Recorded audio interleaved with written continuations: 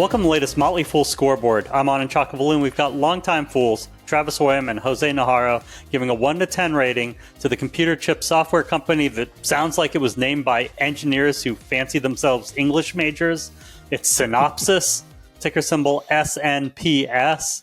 We'll talk about the strength of Synopsys' business first, including factors like industry and competition. A 10 is invincible. A 1 is hopeless. Both of you have 8s, Jose. Yeah, so I'm going to give this one an 8. So Synopsys is 1/3 of the global EDA market. For those that are not familiar, it's kind of a software solution that is used to design and develop semiconductor chips and other forms of semiconductor products. This is crucial as, like I mentioned, it's 1/3 of the overall market. It's deeply embedded in customers' workflow, and it's protected by high switching costs and decades-long relationships, which makes it very, very hard for other competitors to come into this space. For that reason, I'm giving it an 8. Yeah, I also gave it an 8. This is one of those incredibly nerdy businesses that, if you're not familiar with engineering, it's a little bit hard to understand. And this wasn't, I come from a CAD background, so I have not used most of Synopsys' products, although Ansys, which they recently acquired for $35 billion, is a product that I used years and years ago. But I think, these are the kind of really wide moat businesses. Once you get an industry kind of standardized on a piece of software, it's incredibly hard to move. So that's why I think you got to go pretty high for Synopsys. For management, a 10 is Warren Buffett, a 1 is Homer Simpson. Travis is at a 7. Jose, you're at an 8. Yeah, giving me here an 8 again. Gassi is a 20-year veteran here, handpicked by the co-founder. So while he is not a co-founder himself or founder of the business, being chosen by one of the top players definitely kind of speaks volumes. And having this 26-year historical relationships also showcases the strength and management position of Gassi. Right now, what really gets me excited is continues to be an engineer-focused company, no matter how mature it is. It's done recent acquisition of Ansys, which Travis just talked about. It's implementing a lot of AI solutions. So even though it's a mature player, it's still focusing on improving its overall solutions. And that gets me excited and tells me management is trying to take this in the right place. Yeah, I just went slightly lower. I would prefer a founder-led company. I think that's, as a default, sort of generally going to provide the best results for investors. But like you said, worked his way up through the company. So you like that continuity, knows exactly what's going on. I don't think there's anything to fault here. I just didn't want to go too high because we don't have, some sort of phenomenal returns to point to in disrupting the industry. Just go to sort of steady as it goes. For financials, a 10 is a fortress, a 1 is yikes. Travis is at a 6. Jose, you're 1 notch higher at a 7.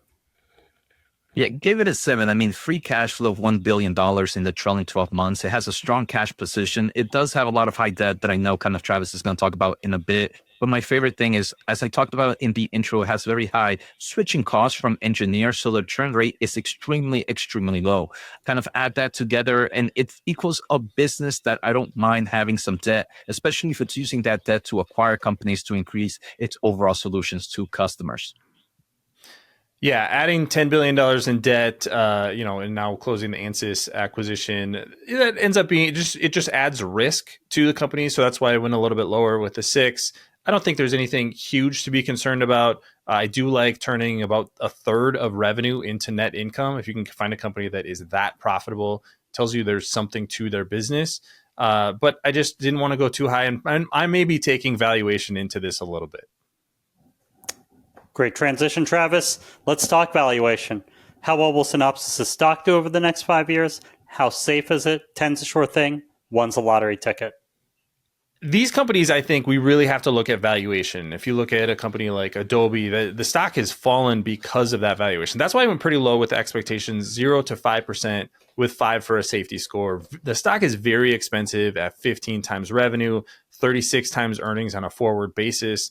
Now, this is a critical business, but I don't want to overpay for a business. So despite the fact that there's wide moats, this can be a phenomenal business. It doesn't mean you should pay any price for it. And that's why I'm just setting those expectations pretty low.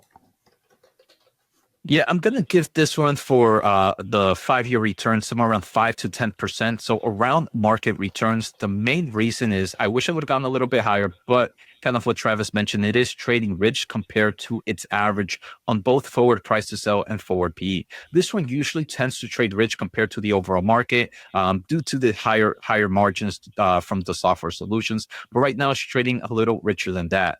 Now, form of safetiness or the safety score, I'm going to give this one an 8. I do believe this is a software stock with a heavy moat and cannot be shaken out by AI. I know Travis kind of talked a little bit about Adobe, and one of the big things about Adobe is kind of the scariness of the AI market kind of eating its moat and becoming a competitor. I think it's the opposite here with the vast amount of data and that kind of moat surrounding the semiconductor manufacturing design process. So for that reason, I'm going to give it an 8, but it is important to be mindful of some of its bigger competitors like Cadence.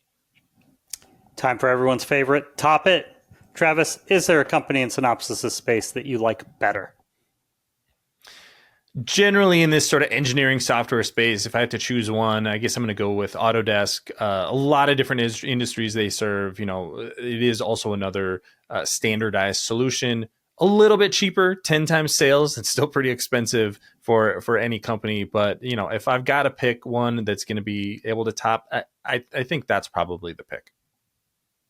Yeah, I like Autodesk. That one's really nice. If I could choose one, that would be one of them. But if another one, just to kind of give another option, is Adobe. Adobe right now, I think the market is pricing a complete AI carnage on this one.